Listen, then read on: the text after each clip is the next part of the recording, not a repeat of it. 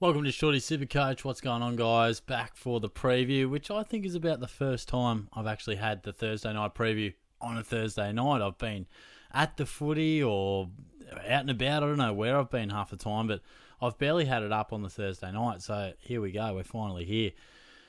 This is a live teams reveal as well. Live teams reveal, so it makes me a little bit nervous. Tell you what else makes me nervous. I'm driving to the footy the other day with the old man, and he's like, "Oh, your videos keep popping up after I watch the Cats videos." I'm like, "Oh, that's cool, Jeff." He goes, "How's that happening?" I'm like, "Bro, I don't know. Like, it's just how it works sometimes." He's like, "Geez, do you tell a few stories on there?" I'm like, "Yeah, sometimes, mate." He's like, "Yeah, I was, a couple of comments are a bit funny." I'm like, "Oh, you went through the comments, did you?" Jesus Christ, this ain't good.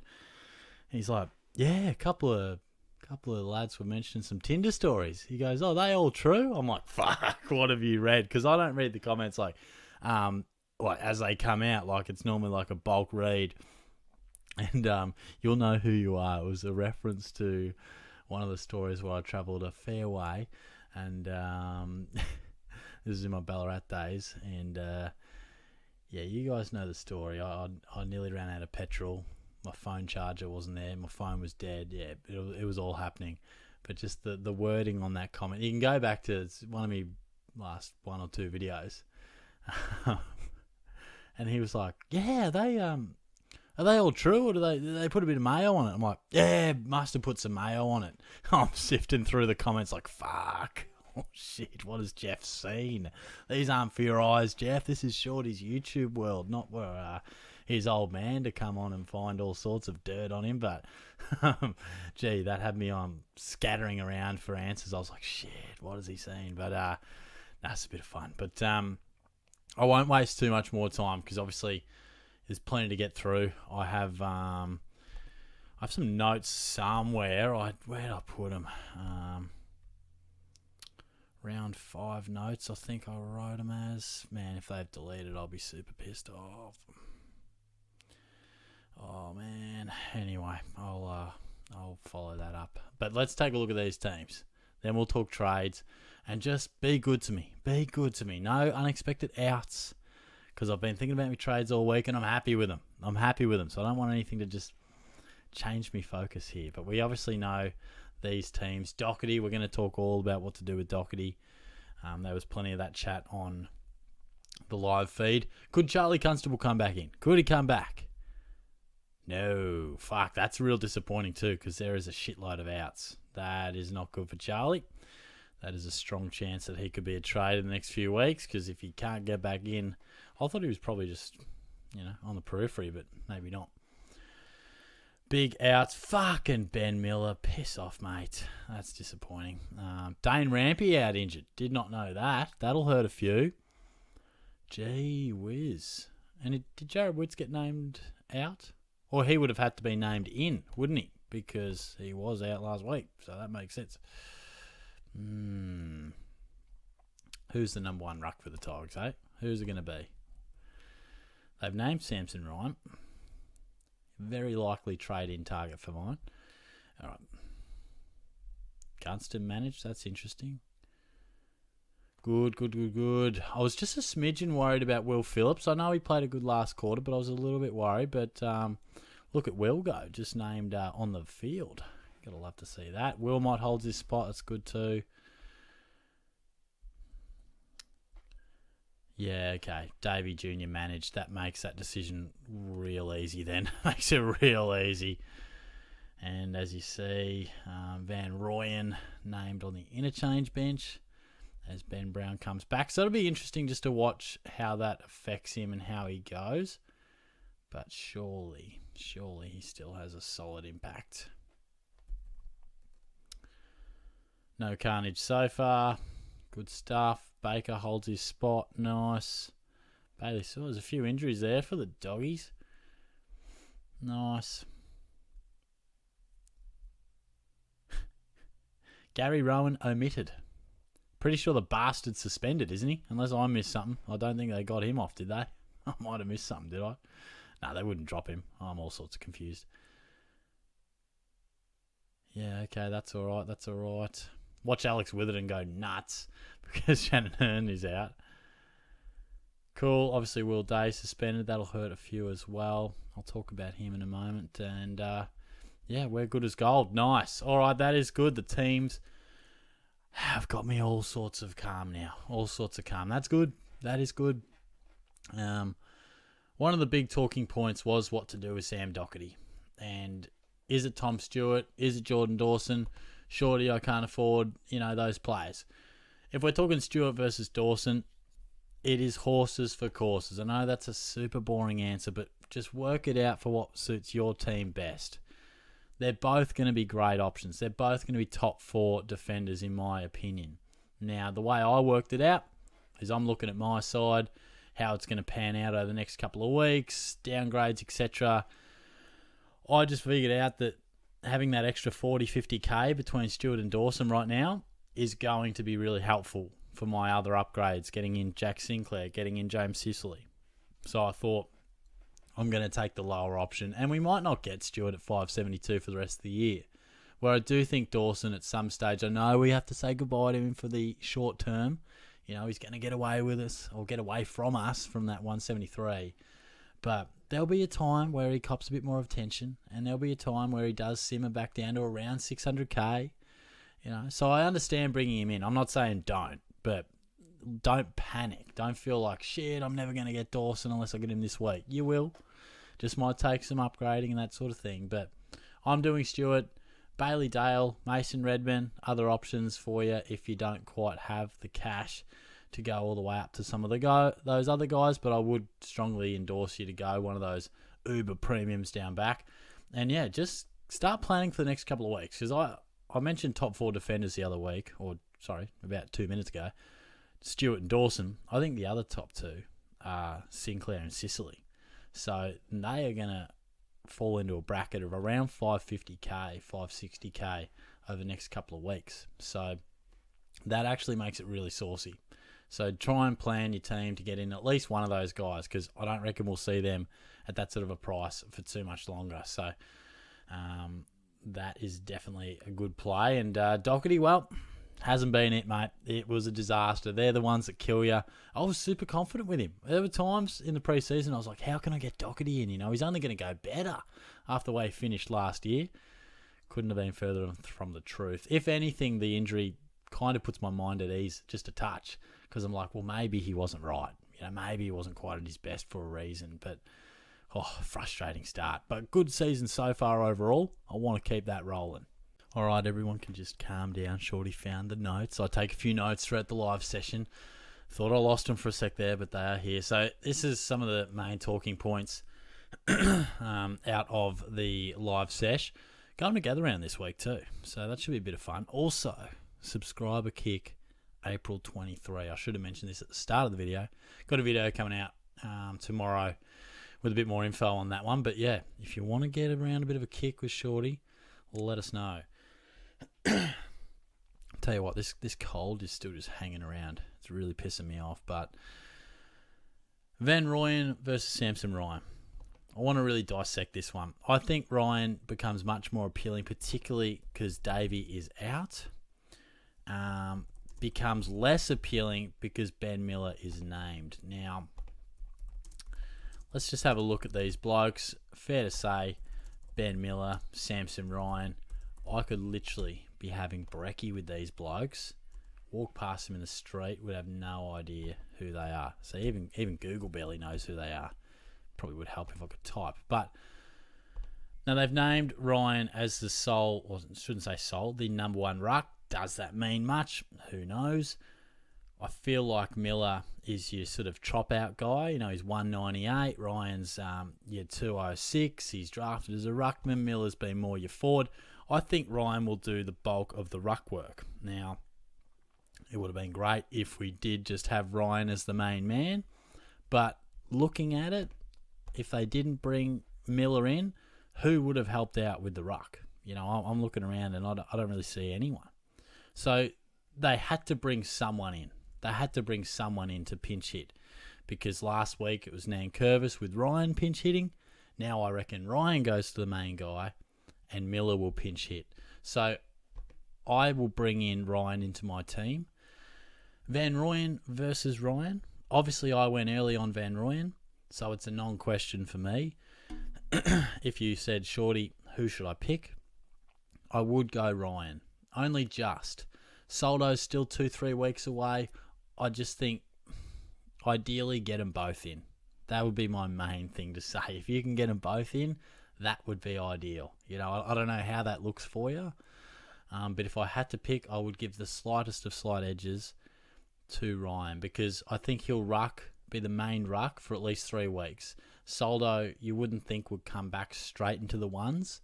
So I feel like there's a genuine opportunity for Ryan to have 3 or 4 weeks of maybe averaging in the 80s. Dare I say it. I mean, even high 70s would be absolutely bloody fine.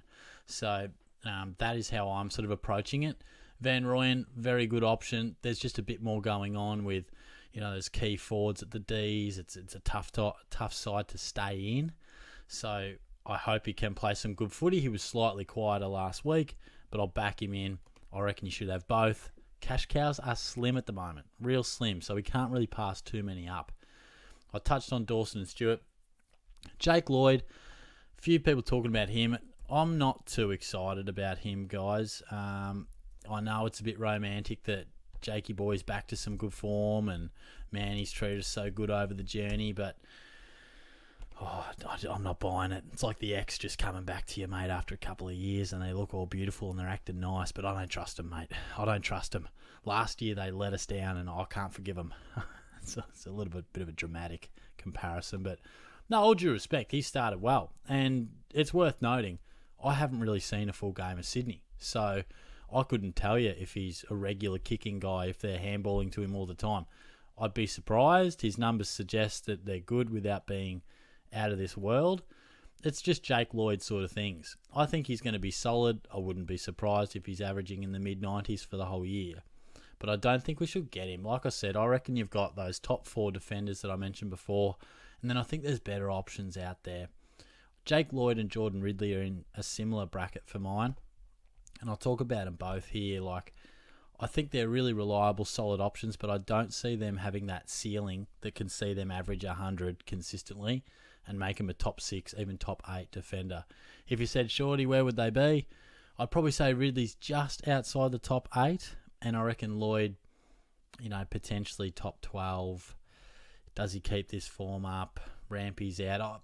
I just lost a lot of trust last year, and, you know, I can't believe he's still 29. Jake Lloyd seems like he's 34. I don't know how that works, but I'm not inclined to go back with him. He's probably going to be a really easy, solid, consistent ride for you, but he just doesn't excite me, and I reckon I've got bigger fish to fry than trying to bring in Jake Lloyd. And Ridley's the same, but if you've got Ridley, don't feel like you have to trade him out. I had a few people being like, how do I get rid of him? Look, you don't have to get rid of him, but what I would say is make him a priority to get rid of for James Sicily or for Jack Sinclair in the next couple of weeks when they drop down. Because Ridley's just lost that ceiling, and I said this a month ago. He's still a solid averager, but it's not since, was it 2020 when he just went nuts that first month? Don't know. I don't think it was this. Might have been the one after. 2021. It was. So look at this first month, and he got knocked out. And he's never, I'm not saying the concussion had anything to do with it, but he's never been the same since then. He was taking kick-ins and just waltzing around, getting huge numbers. But then he returned with good footy, but he never reached the absolute heights. He lost the ceiling. You know, you look at last year, and I had him for parts of last year, not one 120-plus score, and he pumped out 4 in a row. So I think it's that lack of ceiling that sees a player go from averaging in the early 100s to your early to mid-90s. So get rid of Ridley, whether it's now, this week, whenever. I think it should be soon. Yeah, no Day obviously hurts as well, but it does help James Warple, does help Cam McKenzie. Will Day, did he challenge it? I don't think so. He's out for 2, isn't he? Oh, it might be happening at the moment, is it? Don't know. Well, put it this way. If Will Day's out for 2, I think you trade him. I know it hurts, but we've got so many trades. We've got minimal coverage down back. We've got coverage, but they're probably only going to give you 50-odd points. We've got all these trades for a reason, and it's not to be patient. You know, if it's 1 week, I'd probably hold. But I think 2 just makes you so susceptible, you know, and it is tough. It is tough at the moment, you know. I think it'll be good for Cam McKenzie. If he's named, it looks like he's on the extended bench. But Cozzy Pickett, great break even, and I sort of understand why. At first I was like, what are we talking about Pickett for? But kind of makes sense. If you need an injection of cash, this is the classic smash and grab job. You know, he's probably going to make you 70, 80k, maybe 100k if he keeps a bit of good form up. But he's every chance to score 60 as well. You know, he's an inconsistent player. Plays an inconsistent role. You could probably talk it up a bit more now because he's playing a bit more midfield time. But, you know, look at some of these numbers. He can be great with your 110s and 107s, but he can throw in a 30. He's no stranger to a 44. So just be mindful of that. It's great that he has a great break even, but if he stinks it up against the Bombers, all of a sudden you're like, fuck, I've got a bad score, and he's probably not going to make as much money as I initially had hoped. So it can be frustrating. Again, it's not an area of my team that I've looked to attend to, but if it fits yours, I get the merit in it. But just be worried or be mindful. He could dish out a 50. But for your sake, I hope he tons up. And I think it's moves like that we have to sort of have a bit more of a look at because there is minimal cash cows out there. That's why I say if you can get Ryan, if you can get Van Rooyen, I know it comes with some suspicion about whether they'll keep their spot or whether they'll score well, but it's worth rolling the dice when there's not much else. Because I was half expecting Will Gould to be in the mix, but he wasn't. Corey Warner, obviously. Was it Langus was talking about Jake Fay getting named? He hasn't been named. So, yeah, it is bloody tough. So, but they'll come. They will come. There will be cash cows that arise. We need them now. But that's one part of the game where we do have to be patient. Touched on Will Day. Just finally, Jeremy Cameron in career best form. Fantastic option. Would I go nuts to get him in? No.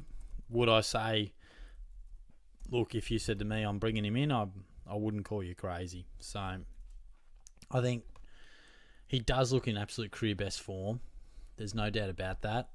And he's a beautiful field kick as well. So it's not like he always has to just kick 6 to score well. Like he's had games where he's had 25 touches before and kicked a few. Like he is probably the closest thing to in years gone by. We've selected Franklin and Rewalt and those type of guys, and Cameron could be right up there. It was a game against the Roos. 30 touches, kick 4. Can't believe he only scored 117 really. But a bit like Pickett, there is possibility for him to get beaten on the day and dish out a 50 or a 60.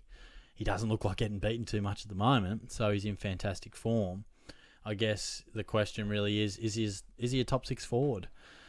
You've got these 4 guys here who I think are all guys we need to have. I mean, is Sheasel a keeper now? Is Zeeble a keeper now? And then you've got a heap of other guys as well in that mix. You know, the different positions, the dual positions are going to get added after this week. Will there be some mids that get a mid forward? You know, could Petrarca get mid forward? I heard someone whisper that the other day. Wouldn't that be saucy? So I don't think Jezza is a top 5 forward option. Is he a top 6, top 7, or is he around that 10 range? It's just something to think about. Again, he's someone that I've looked at and I've been like, he's not a priority to bring into my team. I don't have that confidence. I'll let it play out for a little bit longer. But like I said before, by the same token, if you said, Shorty, I'm bringing him in, I'd be like, credit to you, mate. He's in great form. He's playing well. I'm not going to talk you out of it.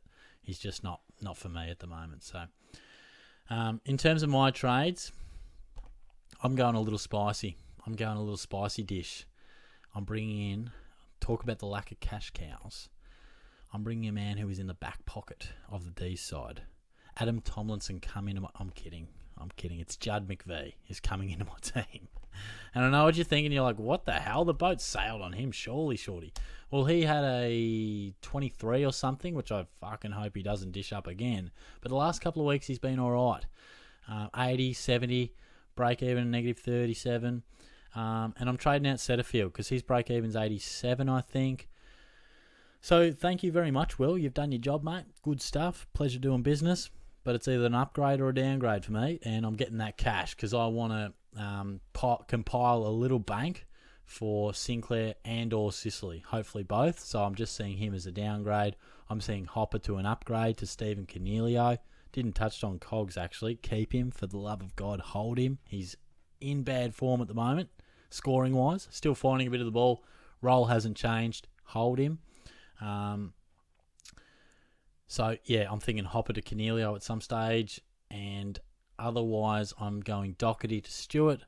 And I think I'll just go Davey down to Ryan. So I'm smashing some of these trade boosts. But I think it's worth it. I think I'm going aggressive. I think if the trades are there to be done, I'm doing them. And wish me luck. Wish me luck out there. So I'm going to try and pump this video out and get it done before the first bounce. It's always a bit of a tricky one. Pretty tight timeline. But good luck over the weekend. Have a ripper time. If you're going over Adelaide like myself, it should be a great time. And I should mention VC and C. Clayton Oliver for VC, easiest thing you can do in your life. If that doesn't work, then the C is interesting because could it be Rowan Marshall? Am I going crazy? Tim English, Bontempelli, probably far safer options. I'll assess that one and see how naughty I'm feeling come Saturday night. But like I said, enjoy. I'll talk to you soon.